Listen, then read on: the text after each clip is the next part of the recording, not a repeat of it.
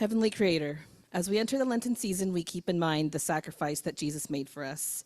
We keep in mind all the sacrifices that afford us all of the blessings we have today. Not to be too personal, but I come from an immigrant family. We came to the United States in the early 90s, my mother going first. She left when I was around 18 months.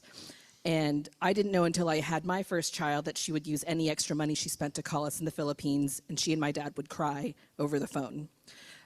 Moving oceans away from family, being afraid to answer the phone because of, she was self-conscious about her English, navigating a completely different culture and country.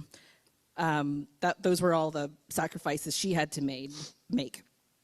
And growing up, I had memories of her buying groceries for other newly immigrated Filipino families. And when I asked why they needed help, because they're nurses and they can afford it, my mom said, because we can. They're in a new country, not knowing anybody else in the area. They're making sacrifices for people at home.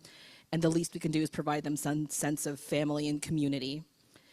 And I often dwell on the sacrifices my parents made for my sibling and I to live in the United States. And there are untold sacrifices that people around us make every day. And it is important for us to acknowledge our blessings and share what we have. What sacrifice can we make in order to make our community, our city, our world a softer and kinder place? What is the cost of our time and resources if it meant providing for those who have less? Lord, help us be mindful of the wonderful things in our lives, and that our hearts and eyes are open to every opportunity to make any size of sacrifice to help those around us. Amen.